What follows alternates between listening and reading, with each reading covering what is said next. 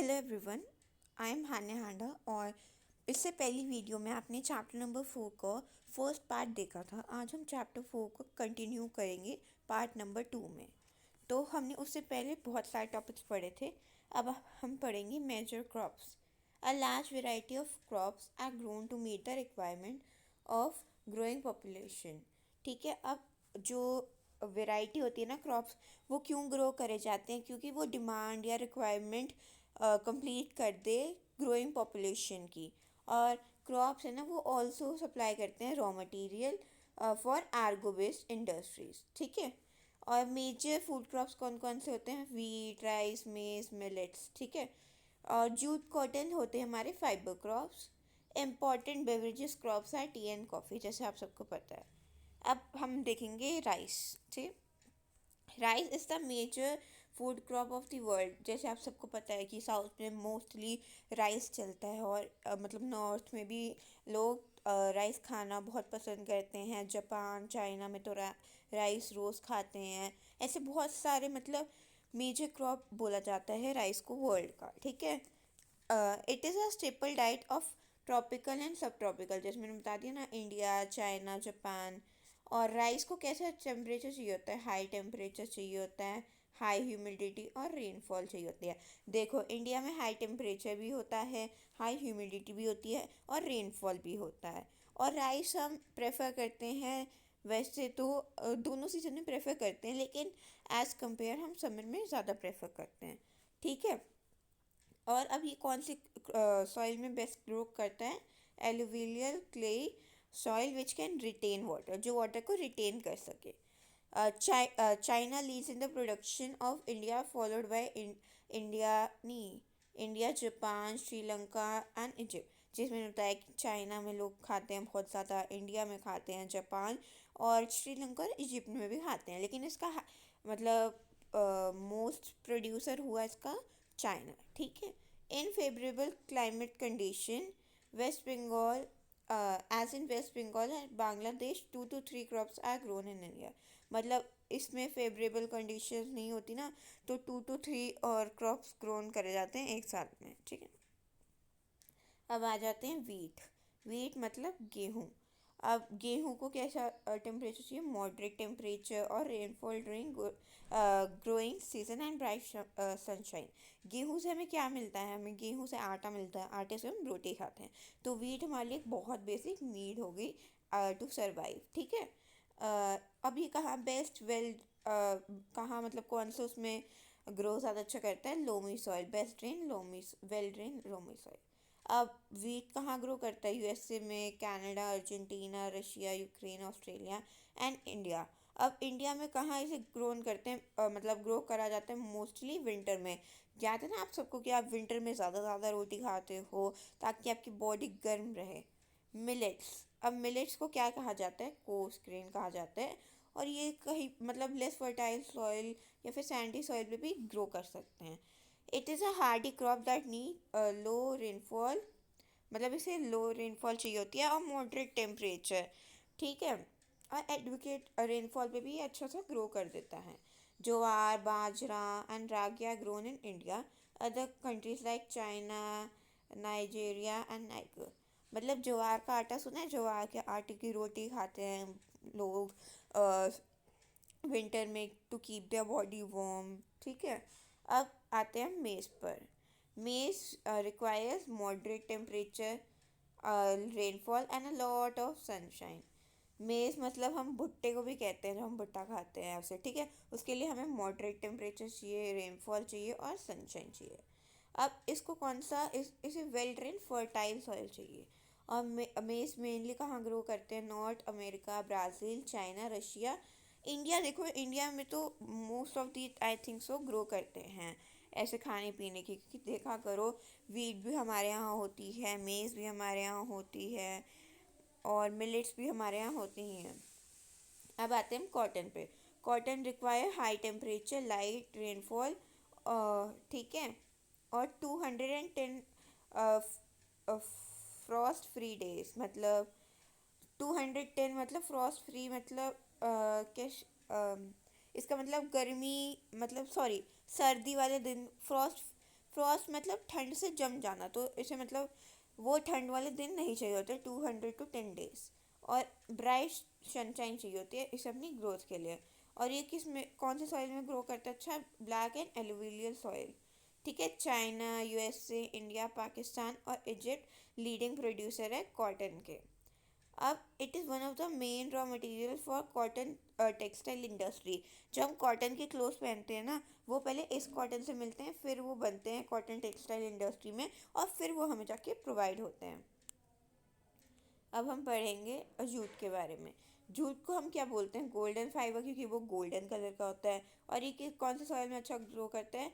Alluvial soil and require high temperature और heavy rainfall and humid climate. मतलब ये जितने सारे इसके मतलब ग्रोइंग के हैं ना, ये बहुत इंपॉर्टेंट है। और ये ऑफ कोर्स पूछे जा सकते हैं आपसे आपके एग्ज़ाम में कि इसके लिए क्या मतलब क्या चाहिए होता है, कौन सी कंडीशन चाहिए होती है। और this crop in grown in tropical area में ग्रो करा जाता है। इंडिया और Bangladesh are the leading producer of jute. अब आते हैं हम बेवरेजेस क्रॉप पे, जैसे कॉफ़ी। ठीक है, coffee requires a warm and wet climate, मतलब गर्म और थोड़ा सा ठंडा क्लाइमेट। और ड्रेन लोमी सॉइल में अच्छा ग्रो करता है। Hill slopes are more suitable for this crop, मतलब हिल की स्लोप, जैसे ये हिल है ना, तो उसकी ये वाली चीज़ अच्छी होती है कॉफ़ी के ग्रो करने के लिए। ठीक है, और Brazil is the leading producer followed by the Colombia and India. Brazil, Colombia और इंडिया मतलब इसके प्रोड्यूसर है, लेकिन ब्राज़ील इसका लीडिंग प्रोड्यूसर कह सकते हैं।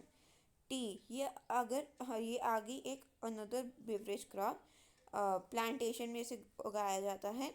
Require cool climate and well distributed high rainfall, मतलब कूल क्लाइमेट चाहिए और रेनफॉल कैसी होनी चाहिए? High through out the year for growth of its tender leaf. ठीक है, अब it's it's need well drain loamy soil and gentle slopes, मतलब ज़्यादा नहीं, नॉर्मल नॉर्मल से स्लोप्स और वेल ड्रेन लोमी सॉइल। ठीक है, और अब लेबर इसके लिए हमें लार्ज नंबर के लिए चाहिए होता है। अब इसके लिए कौन से लीडिंग प्रोड्यूसर है? Kenya, India, China, Sri Lanka produce the best quality of tea in the world. ठीक है, अब एग्रीकल्चर डेवलपमेंट को क्या बोलते हैं? Efforts made to increase the farm production to meet the growing demand of increasing population. जैसे जैसे इंडिया की पॉपुलेशन बढ़ती आएगी, तो उसके लिए हमें फूड भी ज़्यादा चाहिए होता है। तो उसके लिए हम क्या करते हैं? एग्रीकल्चर डेवलपमेंट, जिसमें फार्म का प्रोडक्शन थोड़ा इंक्रीज किया जाता है। अब इसे मैनी वेज में हम अचीव कर सकते हैं, जैसे इंक्रीजिंग द क्रॉप एरिया, मतलब क्रॉप का एरिया कर दिया, number of crops grown, uses of fertilizers, high yielding variety of seeds. Up mechanization of agriculture is another aspect of agriculture development. ठीक है, the ultimate aim of agriculture development is to increase food security। अब हम देखते हैं पहले food security है क्या।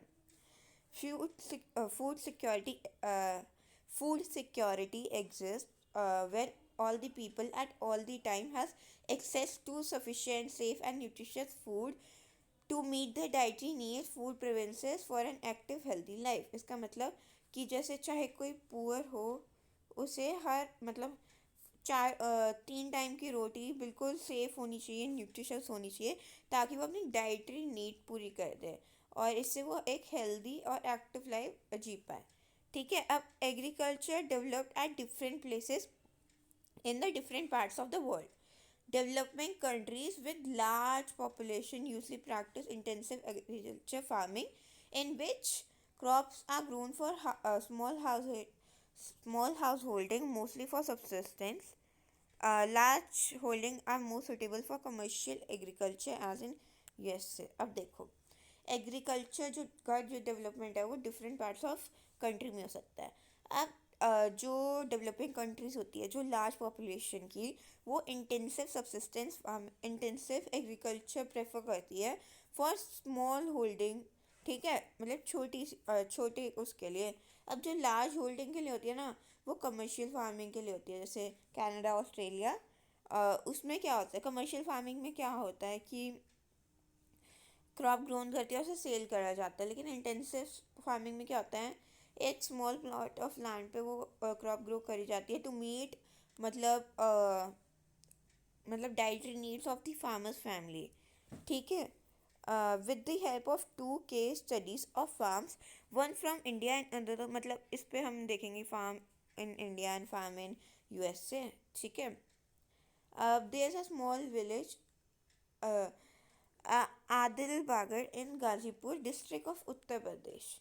Munna Lal is a small farmer in this village who has 1.5 hectares of farmland। ठीक है, his house is in the main village, उसका house main village में है, और he purchases high yielding varieties of seeds from market every alternate year। हर साल में वो high yielding variety of seeds लेता है। The land is fertile or he grows at least two crops in a year, which are normally wheat or rice and pulses। ठीक है, मतलब ये wheat grow करता है या तो राइस ग्रो करता है या pulses ग्रो करता है। अब the farmers take advice from his friend elders as the government agriculture officers regarding farming practices। मतलब वो अपनी एडवाइस किससे लेता है, अपने दोस्तों से ले लेगा, एल्डर से ले लेगा, या फिर गवर्नमेंट के एग्रीकल्चर ऑफिसर से रिगार्डिंग फार्मिंग प्रैक्टिसेस। अब ही टेक ट्रैक्टर, उसे रेंट पे लेना पड़ता है for ploughing his field. Though some of his friends still use traditional method like bullocks and ploughing. Bullocks means ऐसे करना, मतलब बैलगाड़ी को ऐसे उससे मतलब दो मतलब टू उस बैल के पीछे एक कुछ ऐसा वुड सा लगा देते हैं जिससे प्लो करा जाता है उसे। There's a tube well in nearby field which he takes rent to irrigate his field। Tube well मतलब ऐसा सा ट्यूब वेल सुना ही होगा जिससे पानी निकलता है, वो लेता है रेंट पे ताकि वो अपने फील्ड को इरिगेट मतलब इरिगेशन कर सके। Munna Lal has two buffaloes and few hens. दो बफलोज हैं और फ्यू हेन हैं, और वो सेल करता है milk in the cooperative store that is located in the near by town.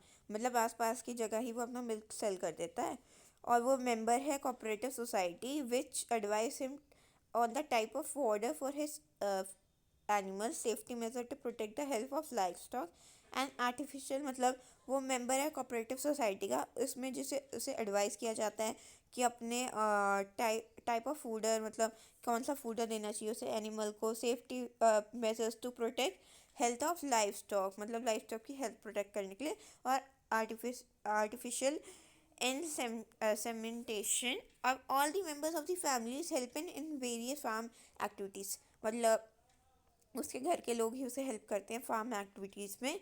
Sometimes he take credit from a bank of agriculture cooperative society to buy HYV seeds and implement. उसे मतलब loan लेता है या फिर वो credit ले लेता है कोऑपरेटिव सोसाइटी से टू बाय दी सीड्स और other implements. He sell his produce in the near by Mandi located in near town. मतलब वो आसपास की मंडी में ही जाके सेल कर देता है। और मेजॉरिटी ऑफ फार्मर के पास लैक होता है स्टोरेज सिस्टम या फैसिलिटीज़ का, तो उन्हें जल्दी से जल्दी मार्केट में उन्हें मतलब मंडी में बेच देते हैं। और रिसेंट ईयर्स में government has taken some steps to develop storage system.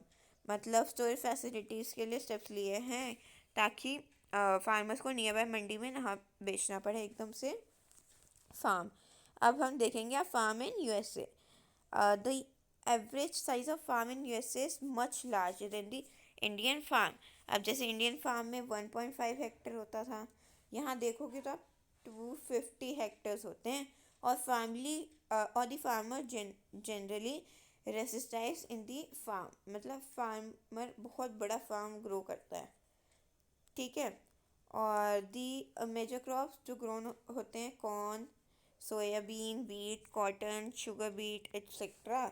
ठीक है, अब जॉय हॉरन एक फार्मर है यूएसए का जो जिसने ओन करा है 300 हेक्टर्स ऑफ लैंड, और वो ग्रो करता है कॉर्न ऑन हिज फील्ड। बताओ 300 हेक्टर्स पे वो सिर्फ कौन ही ग्रो करता है। सोचो कितना बड़ा, मतलब कितना उसे ज़्यादा प्रोडक्शन मिलता होगा एक ही कॉर्न का। ठीक है, अब that soil and water resources made, और अब उसमें क्या है, उसकी फील्ड में वाटर रिसोर्सेज भी है, सॉइल भी अच्छा है कि वो अपनी क्रॉप की अच्छी सी नीड पूरी कर सके।